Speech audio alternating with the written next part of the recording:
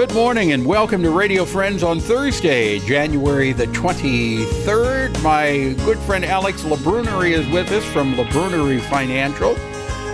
We finished 2019. We're all starting 2020, and you've got some sage advice for us here. Well, yes, hopefully. But actually some changes that took place at the end of the year, in December. But first, looking forward, these changes were passed by an act by Congress called the Secure Communities Act, or SECURE Act, which is basically the gist of the legislation is to promote more retirement savings for Americans, either at the workplace or on their own. Now, when was this act passed?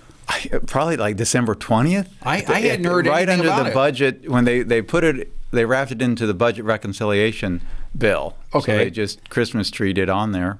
And one of the big things for people who have been saving for retirement, Yes. and when you turned 70 and a half, you had to take your required minimum distributions, or your RMDs, at age 70 and a half if you own an IRA or a workplace 401k. Now you don't have to do that anymore. You can now kick the can down to age 72 starting 2020. So in 2020. So if you were going to turn 70 and a half this year, and you thought that you had to start taking your minimum distribution, you don't have to do it till till you're 72, That's unless right. you want to. Unless you want to, you always can if you want to, but you're not required. Okay.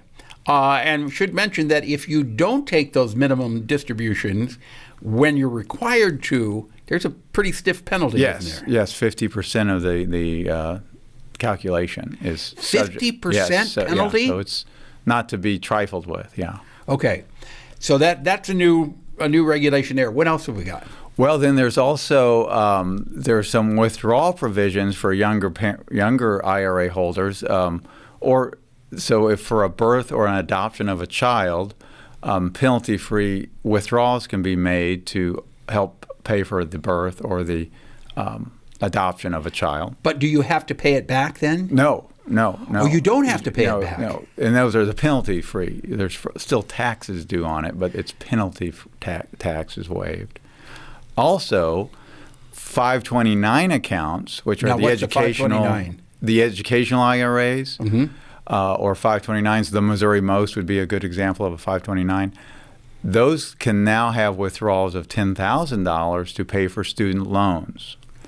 To pay off a student loan. So you can withdraw that money without a penalty, but you do have to pay tax on it. Previously, 529 withdrawals had to be qualified educational expenses, which a loan payment was not. But now it is, as Congress has decided to make it so. Okay, but you have to still pay income tax on it. No, it should be tax-free. Oh, it is tax-free? Yes, on the 529, yeah. Oh, okay. There's so many different rules and regulations. Yes. Now there was one IRA because I used it when I was building the house. Was able to take money out of that. That was a loan provision on workplaces, right? Like 401ks and 403bs often have loans, and I was able to take a loan on that to build the house, but then I had to pay all of it back, or it would be taxed. Right, and those are still good and vital ways to help on things like buying a house or. Okay, so those are still available. Those are still available. That you can take money out without a penalty and without paying tax on it. You can borrow it from yourself. Yes, you're your own banker. To buy a house or build a house, but then you have to pay it back with interest. But 5%. But the interest that you're paying to yourself. Correct. So it's good. That's right. Yeah. And those are still available. Those are still available. They're subject to whether or not the plan allows them or not. So not everyone. Well, how would someone know if they want to borrow money from themselves? They have to check with their plan sponsor, or perhaps their investment advisor would know. Okay. But definitely the plan sponsor or the employer would know. But that's good. It's very good. Yes.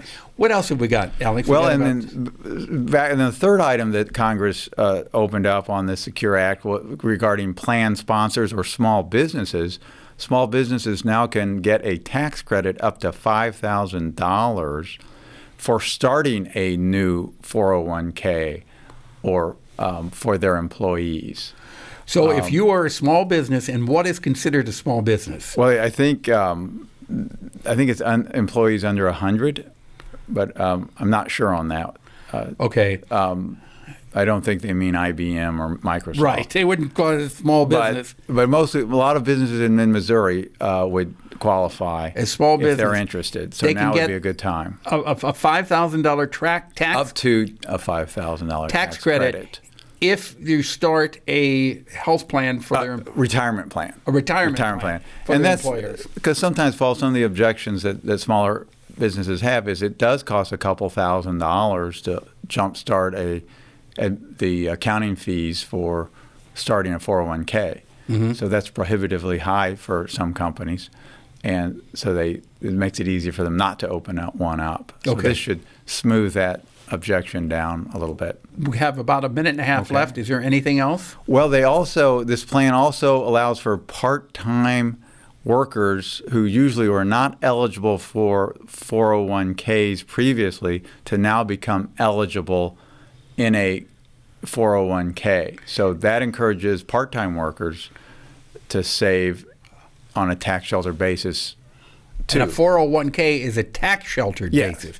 But now the Roth IRA, you've already paid taxes on. That's right. And anybody can have a Roth IRA, correct?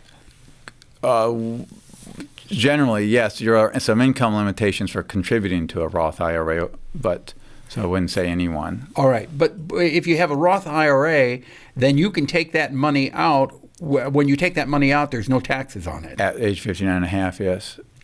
Or generally speaking, it's tax-free. Yeah.